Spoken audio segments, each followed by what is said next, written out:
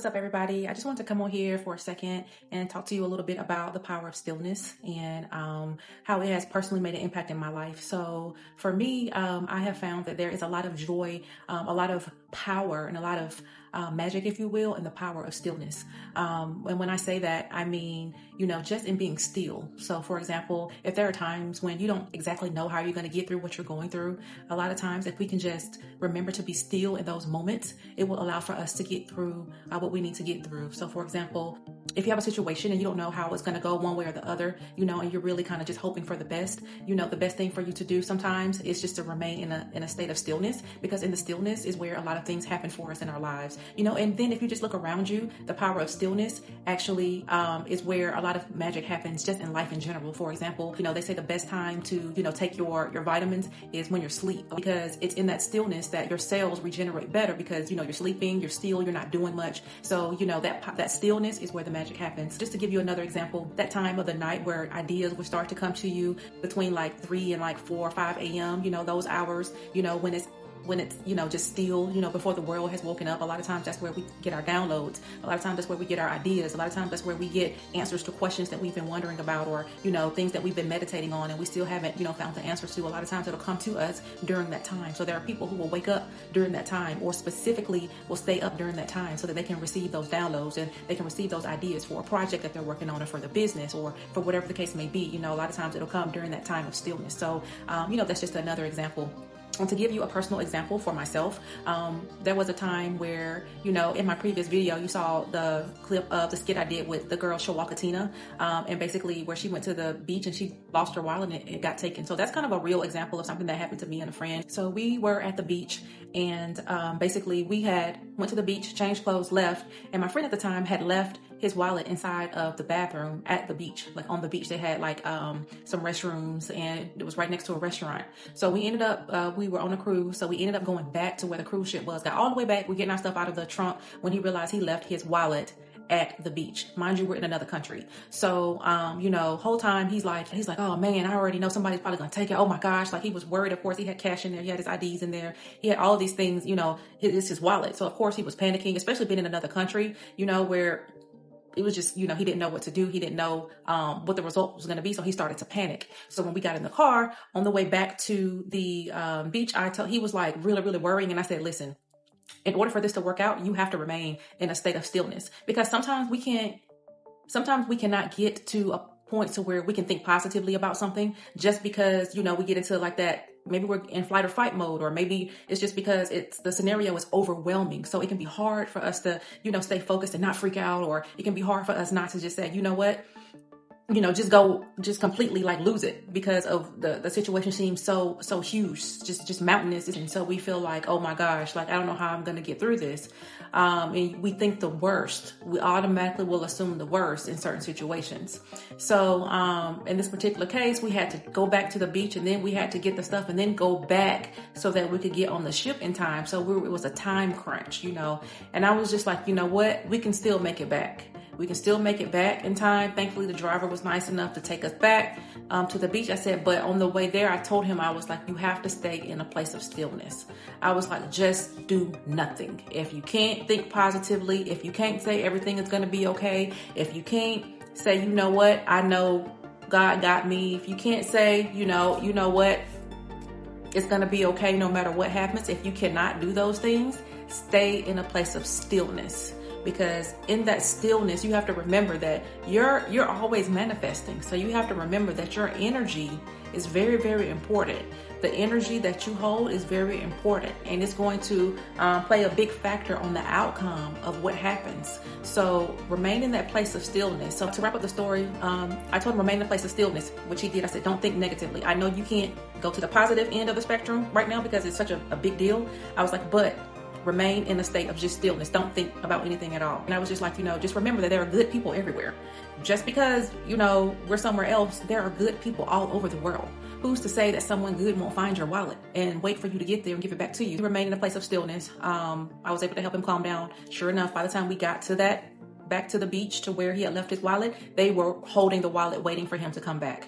Sure enough, mind you, a whole different whole different country, and these people were very good-hearted people. That's why I told him, I'm like, it doesn't matter what happens or where you go. People are good people. There are good people everywhere, and then there are bad people everywhere, So what makes you think that somebody's going to take all your stuff? That doesn't mean somebody's going to try to rip you off. There are good people everywhere. And sure enough, somebody found his wallet, and like I said, they were holding it, waiting for us to return, and he got his wallet back. Everything's still in its place, and of course he gave them some cash for holding the wallet for him. And what it did for those people in that moment, it was almost like it happened for them. You know what I mean? Because he gave them some money. Wasn't a lot, but it was a lot to them. And they celebrated. Everybody in that restaurant ended up celebrating because of what he gave them, because that was very important to them. So sometimes you got to remember, things will happen, not necessarily for you. Sometimes things can happen for the other person. Sometimes things, God will put you in a place, or the universe will put you in a place to where things will happen to you, but it's for somebody else. So if you're here to serve, you're here to serve. But remember that place of stillness. There was another time, it was myself and a friend, and we were in a car, and it was raining. We hydroplaned on the freeway in Atlanta. Hydroplaned. The driver that I was with, he started freaking out, and he started jerking the wheel all the way to the right, and then he started jerking the wheel all the way to the left, and it's traffic, just traffic. Even in the middle of that, there were cars coming up on us. There was cars on each side. It was like a 5-lane highway. It was super busy. It was like middle of rush hour traffic type busy. So, and so he's jerking the wheel all the way to the right and then all the way to the left. And we're going kind of like in and out of lanes, because you go all the way to the left and all the way to the right. And it was raining. And even though we had an 18-wheeler that was in front of us, there were cars coming up behind us and on both sides of us, just regular traffic, rush hour traffic. And even in the middle of that, I found a place of calmness. I found a place of stillness. And I reached over and I put my hand on his shoulder, and I said, very calmly, calm down. It's like this peace that just came over us in the car. It's just a matter of just me saying, calm down, relax, breathe. And when I said that, he remembered, okay, let me calm down. I need to calm down. I need to relax. And then he stopped jerking the vehicle. Nobody hit us. We didn't hit anybody. The cars that were coming up on us, I believe that they saw us and they slowed down, and we were okay. No accident whatsoever. How that happened in the middle of a 5-lane highway in the middle of Atlanta traffic. You know what I mean? It's that place of stillness. It's that place of, of stillness where the magic happens, and that's 2 examples. I'll give you one more example. I have a friend, I was going to her wedding, and so I had to travel out of state. When we got there, I'll be honest, we got to where we were going to pay for the hotel. I didn't know how I was going to pay for that room. I didn't have the money on my card. So I knew I was supposed to be having money come on my card like the next day or something like that, but I had no money on my card at the time. But I was in the wedding, so I knew I needed to be there. So I ended up going to the hotel, got there early. They said the room is not ready yet. So would you like to go ahead and pay? So I was like, yeah, let me go ahead and pay, not knowing, and I'll be honest, that was really bothering me. Think about it. If you're going out of town and you don't even know where you're going to be staying at, you're going strictly off of just, I hope my card goes through energy. That can be hard for you to be like, you either probably wouldn't go, or you're going to be like, dang, I don't know how I'm gonna pay for this room. Dang, I don't know how I'm going to do this. I don't know how it's going to work out. It's going to be hard. So I literally went there off of pure faith. I'll be honest with you, because I didn't know how I was going to pay for this room for a couple of nights. So, we get there, and I went ahead and I gave them my card. Like I said, got there early. Baby, I whipped out that card. And thankfully, since my room was not ready, what happened was they did not hold the deposit right then and there. They just went ahead and they put the card on file, but they did not go ahead and hold a deposit or charge me. They didn't do any type of transaction at that time. So by the time I checked out, a couple of days later, what happened was they went ahead at that time and did. And by that time, the money that I was waiting on to be on that card was actually on the card. So talk about faith. Talk about we walk by faith and not by sight. Because baby, I was walking by faith. I was walking by faith and not by sight. I knew that card was going to decline. And I didn't know what I was going to do. Decline. I didn't know what I was going to do if that card was declined. What was I going to do? I'm in a city where I don't know anyone. You know what I mean? So, what are the odds that I get there? And when I got there, the room's not available. So they're not charging me right then and there. They just want to put the card on file. I didn't take the deposit, try to hold the deposit or anything. And they were just like, okay, well, we'll charge you, once you check out. And by that time I had the money on the card. What? When I tell you the power of stillness, when I tell you that holding energetically your energy that you're supposed to hold is powerful. It is powerful. It's powerful. Listen, I made sure that on the way there, I took my mind off of it. I made sure that I was in a place of stillness the whole way there. Even before on the way there, like in the days before that, I would make sure I remain in a place of stillness. I was like, I'm not going to revert to the negative, because if I have negative self-talk, if I think negatively about situations, if I speak that, then that's what's going to happen. You have to speak life, over yourself. You have to speak life over your life. You have to speak authority over your life, the things that you want. And if it's so big to you that you just don't see how it's going to happen, stillness. That's where you remain in a place of stillness. And I don't care how you have to do it. I don't care if you have to distract yourself by listening to some music. I don't care if you have to watch a movie, binge watch some movies. I don't care if you have to read, go to the gym, distract yourself. But whatever you do, stay in a place of stillness. I heard someone say once that you need to pluck the weeds of your garden being your mind. Think about that. Keep the weeds of your mind plucked. Your mind is your garden. Pluck the weeds of your garden. When those negative thoughts start to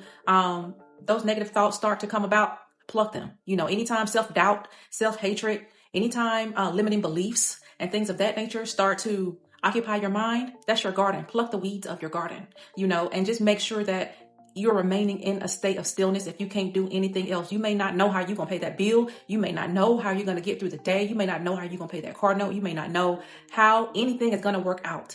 You may not be able to say an affirmation. You've been through so much. You may not be in a place where you can say, today my day is going to be great, amazing, and awesome. Today, I speak into existence, love, life, and peace over my life. Today I speak into existence. You may not be able to do beautiful affirmations and say these beautiful affirmations, because that's life sometimes. We get to those points where we're just tired. Well, guess what?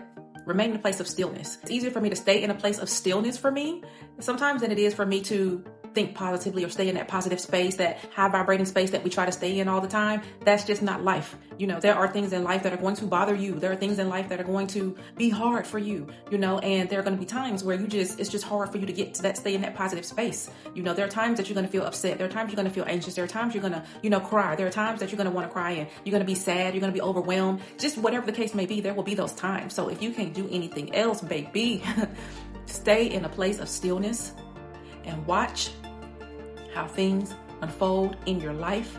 And when you then can move into a place of positivity, when you then can move into a high vibrating point, do that at that point.